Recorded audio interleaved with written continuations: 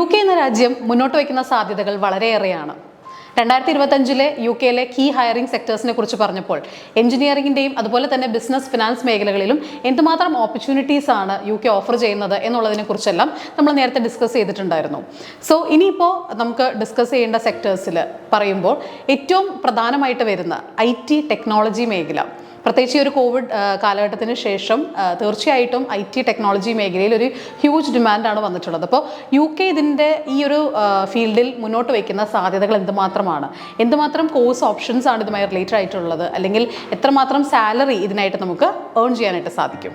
ശരിയാണ്. ഇപ്പോൾ ഈ IT ആൻഡ് ടെക്നോളജി മേഖലയിൽ ഇത്രയും ഡിമാൻഡ് വരാനുള്ളൊരു റീസൺ എന്ന് പറയുന്നത് ഡിജിറ്റലൈസേഷനാണ്. ഇപ്പോൾ നമ്മൾ ഏത് സെക്ടർ എടുത്തോട്ടെ, ലൈക്ക് ഹെൽത്ത് ആയിക്കോട്ടെ, അല്ലെങ്കിൽ ബാങ്കിങ്, ഫിനാൻസ്, ഏത് സെക്ടർ എടുത്താലും അവരുടെ ഒരു ഓപ്പറേഷൻസ് നടക്കുന്നത് ഏതെങ്കിലും ഒരു സോഫ്റ്റ്വെയർ ആപ്ലിക്കേഷൻസ് ത്രൂ ആണ്. സോ അതുപോലെ തന്നെ ഈ ഒരു കാലഘട്ടത്തിൽ റിമോട്ട് വർക്ക് അറ്റ്മോസ്ഫിയർ ഒരുപാടുണ്ട്. അപ്പോൾ ആ ഒരു സെക്ടർ എടുത്താലും നമുക്ക് ഒരു ക്ലൗഡ് കമ്പ്യൂട്ടിങ്ങിൻ്റെ സാധ്യതയും പറയാതിരിക്കാനായിട്ട് പറ്റില്ല. അതുപോലെ തന്നെയാണ് നമുക്ക് ഡാറ്റ അനലിറ്റിക്സ് അല്ലെങ്കിൽ cyber security, machine learning, artificial intelligence, ഇതെല്ലാം തന്നെ അത്രയും സ്കോപ്പും അല്ലെങ്കിൽ അതുപോലെ തന്നെ ഡിമാൻഡിങ് ഉള്ള ഒരു മേഖലയാണ്, സ്പെഷ്യലി ഇൻ UK. ഇവരുടെ തന്നെ ഈ ഒരു സെക്ടേഴ്സിൽ നമ്മൾ നോക്കുകയാണെന്നുണ്ടെങ്കിൽ ബേസിക് സാലറി എന്ന് പറയുന്നത് തന്നെ ഒരു 60,000 പൗണ്ട് തുടങ്ങിയിട്ട് വരുന്നുണ്ട്. ഹയർ സ്റ്റഡീസ് നോക്കുന്ന കുട്ടികളുടെ കേസ് പറയുകയാണെന്നുണ്ടെങ്കിൽ +2 കഴിഞ്ഞ കുട്ടികൾക്കും അതുപോലെ ബാച്ചിലേഴ്സ് കഴിഞ്ഞ കുട്ടികൾക്കും നമുക്ക് ഒരുപാട് സ്ട്രീംസിൽ നമുക്ക് IT ആൻഡ് ടെക്നോളജിയിൽ കോഴ്സസ് വരുന്നുണ്ട്. Like computer science, cyber security, data science അല്ലെങ്കിൽ ഡാറ്റ അനലിറ്റിക്സ്, ആർട്ടിഫിഷ്യൽ ഇൻ്റലിജൻസ്, ഇതിലെല്ലാം നമുക്ക് UK യൂണിവേഴ്സിറ്റീസിൽ കോഴ്സസ് അവൈലബിൾ ആണ്. ഏറ്റവും മികച്ചു നിൽക്കുന്ന കരിയറുകളിൽ ഒന്നാണ് ഹെൽത്ത് കെയർ അല്ലെങ്കിൽ സോഷ്യൽ സർവീസ് സെക്ടർ എന്ന് പറയുന്നത്. പ്രത്യേകിച്ച് നഴ്സിംഗിൻ്റെ മേഖല.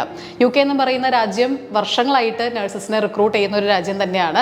ഹൈ സാലറി പാക്കേജും ഈ ഒരു മേഖലയിൽ സ്റ്റുഡൻസിന് ഏൺ ചെയ്യാനായിട്ട് സാധിക്കാറുള്ളതാണ്. സോ എന്തുമാത്രം ഓപ്പർച്യൂണിറ്റീസ് ആണ് UK ഹെൽത്ത് കെയർ അല്ലെങ്കിൽ സോഷ്യൽ സർവീസ് സെക്ടറിലുള്ളത്? അവിടെയും ലഭിക്കുന്ന സാലറി പാക്കേജുകളും അല്ലെങ്കിൽ എടുക്കാൻ സാധ്യതയുള്ള കോഴ്സ് ഓപ്ഷൻസും ഏതൊക്കെയാണ്? വേൾഡ് വൈഡ് നോക്കുമ്പോൾ തന്നെ ഹെൽത്ത് കെയർ സെക്ടറിൽ അത്രയും അഡ്വാൻസ്ഡ് ആയിട്ട് നിൽക്കുന്ന ഒരു കൺട്രിയാണ് UK. മറ്റേത് സെക്ടറിനേക്കാളും അത്രയും ഡിമാൻഡുള്ള ഒരു സെക്ടറാണ് നമുക്ക് ഹെൽത്ത് ആൻഡ് സോഷ്യൽ കെയർ എന്ന് പറയുന്നത്.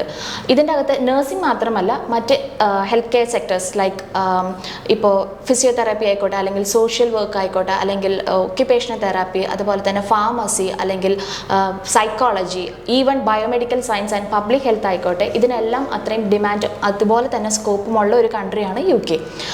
ഇതിന് മെയിൻ ആയിട്ടുള്ള ഒരു റീസൺ എന്ന് പറയുന്നത് UK ഏജ്ഡ് കാറ്റഗറി ആയിട്ടുള്ള പീപ്പിളിൻ്റെ എണ്ണം വളരെ കൂടുതലാണ്. ഇപ്പോൾ റീസെൻറ്റ് NHS അപ്ഡേറ്റ് പ്രകാരം മോർ ദാൻ 1 lakh നഴ്സിംഗ് ഷോർട്ടേജാണ് അവർ ലിസ്റ്റ് ഔട്ട് ചെയ്തിരിക്കുന്നത്. ഇപ്പോൾ നഴ്സിംഗിൻ്റെ കേസ് പറയുകയാണെന്നുണ്ടെങ്കിൽ അവരുടെ ബേസിക് സാലറി അവർ നോട്ട് ചെയ്തേക്കുന്നത് ഒരു 60,000 പൗണ്ട് തുടങ്ങിയിട്ടാണ്. നമ്മുടെ സ്റ്റുഡൻസിൻ്റെ സ്റ്റഡീസിലോട്ട് വരുമ്പോൾ ഇപ്പോൾ ബാച്ചിലേഴ്സ് ആയിക്കോട്ടെ, മാസ്റ്റേഴ്സ് ആയിക്കോട്ടെ, നമുക്ക് വെറൈറ്റി കോഴ്സുകൾ നമുക്ക് UK അവൈലബിൾ ആണ്. ഇതിൻ്റെ ഒരു അഡ്വാൻറ്റേജ് എന്ന് പറയുന്നത് ഈ പറയുന്ന എല്ലാ കോഴ്സുകളും NHSൻ്റെ റിക്വയർമെൻറ്റ് മീറ്റ് ചെയ്യുന്ന അക്രഡിറ്റേഷൻ ഉള്ള കോഴ്സുകളാണ്. ഇപ്പോൾ നഴ്സിംഗ് ആണെന്നുണ്ടെങ്കിൽ നഴ്സിംഗ് മിഡ്വൈഫറി കൗൺസിലിൻ്റെ അക്രഡിറ്റേഷൻ ഉണ്ട്. ഫിസിയോതെറാപ്പി ആൻഡ് ഒക്യുപ്പേഷണൽ തെറാപ്പി ആയിക്കോട്ടെ HCPCയുടെ അക്രഡിറ്റേഷൻ ഉണ്ട്. സൈക്കോളജി ആയിക്കോട്ടെ ബ്രിട്ടീഷ് സൈക്കോളജി സർവീസിൻ്റെ അക്രഡിറ്റേഷൻ ഉണ്ട്. ഇനി ഫാർമസി ആയിക്കോട്ടെ നമ്മുടെ ജനറൽ ഫാർമസി കൗൺസിലിൻ്റെ അക്രഡിറ്റേഷൻ ഉള്ള കോഴ്സുകളാണ്.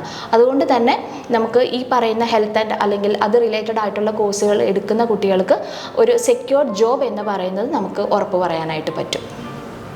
UKയുടെ എക്കോണമിയിലെ വളരെ വലിയൊരു കോൺട്രിബ്യൂട്ടറാണ് അവിടുത്തെ എഡ്യൂക്കേഷൻ സെക്ടർ എന്ന് പറയുന്നത്. തീർച്ചയായിട്ടും ഒത്തിരി ഹൈ റാങ്ക്ഡ് യൂണിവേഴ്സിറ്റീസും കോഴ്സ് ഓപ്ഷൻസ് ഒക്കെ ഓഫർ ചെയ്യുന്ന ഒരു രാജ്യം തന്നെയാണ് UK എന്ന് പറയുന്നത്.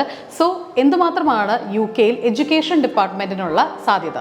അതെ, അപ്പോൾ UK എന്ന് പറയുന്നത് ബെസ്റ്റ് യൂണിവേഴ്സിറ്റികളുടെ ഒരു ഹബ്ബാണ്. അപ്പോൾ അതുകൊണ്ട് തന്നെ നമുക്ക് പറയാൻ പറ്റും ഈ ഇൻ്റർനാഷണൽ സ്റ്റുഡൻസ് അവിടുത്തെ ടോപ്പ് ക്വാളിറ്റി ഓഫ് എഡ്യൂക്കേഷനിൽ അട്രാക്റ്റ് ആവുകയും അവർ UK അവരുടെ സ്റ്റഡി ഡെസ്റ്റിനേഷനായിട്ട് ചൂസ് ചെയ്യുകയും ചെയ്യുന്നുണ്ട്. ഇത് UK ഇക്കോണമിയിൽ ഒരു ഹ്യൂജ് കോൺട്രിബ്യൂഷനാണ് ക്രിയേറ്റ് ചെയ്യുന്നത്. അബൌട്ട് 40 ബില്യൺ പൗണ്ട്സ് ആണ് ട്യൂഷൻ ഫീസ് ആയിട്ടും ലിവിങ് എക്സ്പെൻസ് ആയിട്ടും UK ഗവൺമെൻറ് കിട്ടുന്നത്. അപ്പോൾ ഇതുകൊണ്ട് തന്നെ നമുക്ക് പറയാൻ പറ്റും എഡ്യൂക്കേഷൻ സെക്ടറിൽ അത്രയും ഹ്യൂജ് ഓപ്പർച്യൂണിറ്റീസ് ഉണ്ടെന്ന്. ഏതൊക്കെയാണ് ജോബ് ഓപ്പർച്യൂണിറ്റീസ് എന്ന് വെച്ചാൽ teachers, primary, secondary and Montessori teachers ഉണ്ട്. പിന്നെ professors, academic administrator, academic consultants, അങ്ങനെ ഒട്ടനവധി ജോബ് ഓപ്പർച്യൂണിറ്റീസ് നമുക്ക് ഈ സെക്ടറിലുണ്ട്. ഇനി ഇവരുടെ ജോബ് സാലറി പാക്കേജ് എങ്ങനെയാണെന്ന് വെച്ചാൽ 25,000 പൗണ്ട്സ് മുതൽ 40,000 പൗണ്ട്സ് വരെയാണ് ആനുവൽ ആനുവലി ഇവർക്ക് ഏൺ ചെയ്യാൻ പറ്റുന്നത്. ഇനി എങ്ങനെയാണ് ഈ മേഖലയിലേക്ക് എത്തിപ്പെടുക എന്ന് വെച്ചാൽ, ഇപ്പോൾ 12th കഴിഞ്ഞ ഒരു സ്റ്റുഡൻ്റ് ആണെന്നുണ്ടെങ്കിൽ നമുക്ക് ഡയറക്റ്റ് ബാച്ചിലേഴ്സ് ഇൻ എഡ്യൂക്കേഷൻ കൊടുക്കാം. അതല്ല കുറച്ച് വർക്ക് എക്സ്പീരിയൻസ് ഒക്കെ ഉള്ളൊരു പ്രൊഫൈലാണെന്നുണ്ടെങ്കിൽ നമുക്ക് മാസ്റ്റേഴ്സ് ഇൻ എഡ്യൂക്കേഷൻ കൊടുക്കാം. Post graduation certificate in education ഉണ്ട്, masters in education in leadership and communication. ഇതുപോലെ തന്നെ കുറേ കോഴ്സ് ഓപ്ഷൻസ് നമുക്ക് എഡ്യൂക്കേഷൻ സെക്ടറിലുണ്ട്.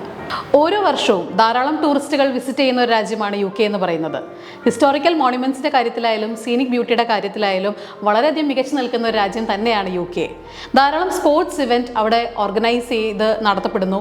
അതുപോലെ തന്നെ ടൂറിസ്റ്റ് സ്പോട്ടുകൾ ധാരാളമുണ്ട്. ഡിഫറെൻ്റ് ആയിട്ടുള്ള ക്വിസൻസ് ഒതൻറ്റിക് ആയിട്ട് തന്നെ എക്സ്പീരിയൻസ് ചെയ്യാനുള്ള അവസരം ഒക്കെ UK നൽകുന്നു. അപ്പോൾ തീർച്ചയായിട്ടും ഹോസ്പിറ്റാലിറ്റി മേഖലയിൽ നിന്ന് UKയുടെ എക്കോണമിയിലേക്കുള്ള ഒരു കോൺട്രിബ്യൂഷനും വളരെ ഹ്യൂജ് തന്നെയായിരിക്കും. സോ എന്തുമാത്രം ഓപ്പർച്യൂണിറ്റീസാണ് ഈ ഒരു മേഖലയിൽ UK ഓഫർ ചെയ്യുന്നത്? UKയുടെ ടോപ്പ് 2 അട്രാക്ഷൻസ് എന്ന് പറയുന്നത് തന്നെ സ്പോർട്സ് ആൻഡ് ആർട്സ് ആണ്.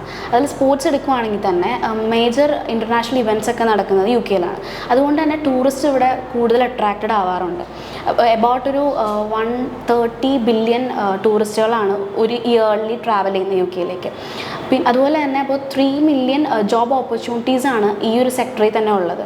ഇത്രത്തോളം ഇവൻറ്റ്സും ടൂറിസവും ഉള്ള ഒരു കൺട്രി ആയതുകൊണ്ട് തന്നെ അത്രയും ഹ്യൂജ് ഓപ്പർച്യൂണിറ്റീസാണ് നമുക്കുള്ളത്. ഇപ്പോൾ ടിക്കറ്റിംഗ് മുതൽ ഇവൻറ്റ് മാനേജ്മെൻറ്റ്, ഇവൻറ്റ് കോർഡിനേഷൻ, അങ്ങനെ ഒട്ടനവധി ഓപ്പർച്യൂണിറ്റീസാണ് ഉള്ളത്. ഇനി എങ്ങനെയാണ് ഈ കരിയറിലേക്ക് എത്തിപ്പെടുക എന്ന് വെച്ചാൽ, ഇപ്പോൾ ബാച്ചിലേഴ്സ് ആയിക്കോട്ടെ മാസ്റ്റേഴ്സ് ആയിക്കോട്ടെ UK യൂണിവേഴ്സിറ്റീസ് കുറേ അധികം കോഴ്സ് ഓപ്ഷൻസ് കൊടുക്കുന്നുണ്ട്. ഇപ്പോൾ hotel management, hospital and tourism management, airport management, culinary arts management, അങ്ങനെ കുറേ അധികം കോഴ്സ് ഓപ്ഷൻസ് ഉണ്ട് UKയിൽ.